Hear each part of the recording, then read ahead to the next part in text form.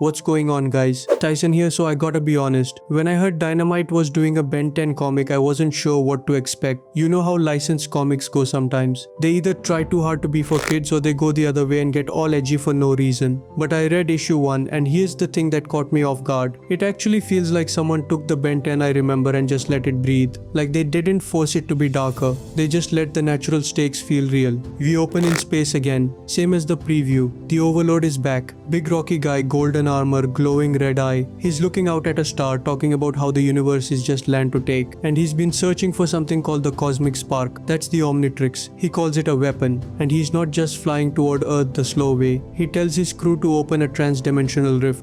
No waiting around, he wants it now. So that's your villain. And honestly, I like that Dynamite isn't dragging out the reveal. We know who wants the watch, we know why, and we know he's not messing around. Then we cut back to the campsite, and this is where the issue really works for me. Max is roasting a hot dog, talking about making it to Mount Rushmore by noon. Ben is complaining about the no devices rule. Gwen is reading her science book, looking annoyed. They're just being a family, and the dialogue feels real. Like when Ben says, if I could Google it I might get excited. That's exactly what a 10-year-old would say in 2025, and Gwen fires back, you would have to look it up, Brainiac. There's this one panel where Max sighs internally and tells himself, you can do this, Max, it's only 3 months. And I felt that. Anybody who's ever been on a road trip with kids knows that energy. But the bickering escalates. Gwen says something about her folks not using the trip as an excuse to get rid of her, and Ben just freezes. You can see it actually hurts him, and then he storms off into the woods. He says he doesn't need them. Classic Ben move. Runs off alone right when everything's about to go wrong.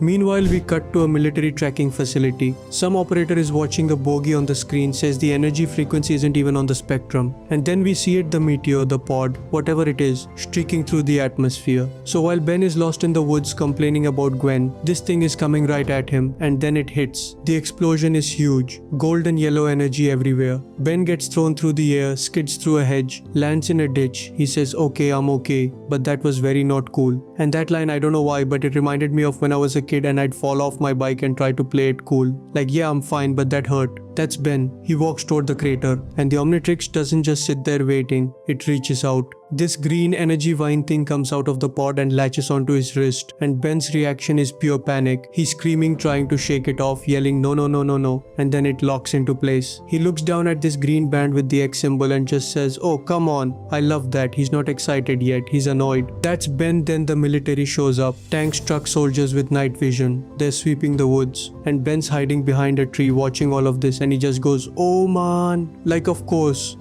the army would show up right now. Max is out looking for him, flashlight cutting through the dark. He's calling Ben's name, getting worried, and then he sees that weird yellow energy trail in the sky, and he says, oh what the hell, so much for a relaxing summer. So Max knows something. He's not just a grandpa, he's seen stuff, and that's been hinted at in Ben 10 before, but here it feels more grounded. Gwen's back in the rust bucket, sitting in the dark reading her book, completely unaware. She's just grumpy. Some vacation, she says, and I think that's funny because she's about to have a very different kind of vacation. Ben's running through the woods, still trying to pull the watch off, and then he stops because something's in front of him, and it's the bear, but not a normal bear. Half its face is torn open, revealing red robotic eyes and hydraulic pistons, one metal claw extended, and Ben just freezes. He says, is this thing gonna? And then the bear roars. Now here's where the issue gets really good. Ben falls backward, raises his arm, and the watch starts glowing. A diamond-shaped core pops up. He's confused, scared, has no idea what's happening. The bear lunges, and Ben screams, don't come to the light, bear,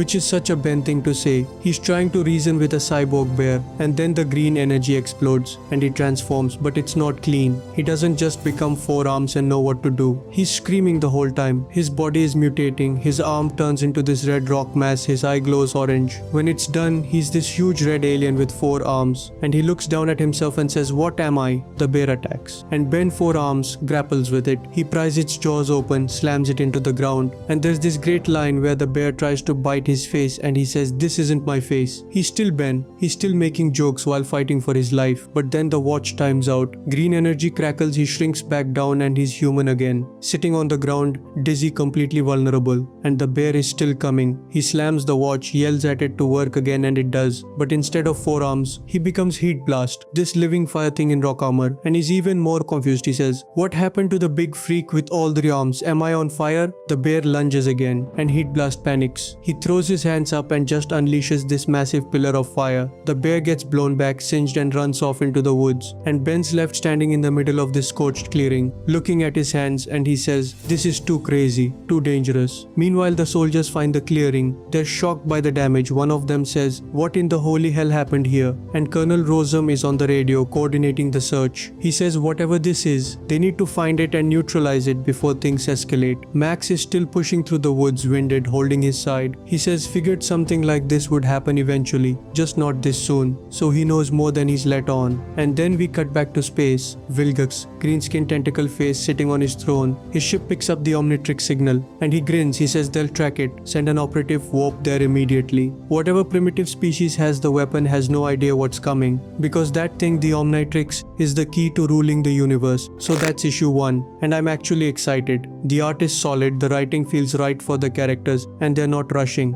Ben doesn't master the watch in one issue. He's scared, he's confused, and he almost gets killed twice. That's how it should be. I'm curious to see who the prime operative is that Vilgax is sending. Could be someone new, could be a classic villain. Either way, Ben's got a lot coming his way. Anyway, issue 1 is out now. Let me know if you picked it up and what you think. Appreciate you watching. I'll catch you in the next one. Peace.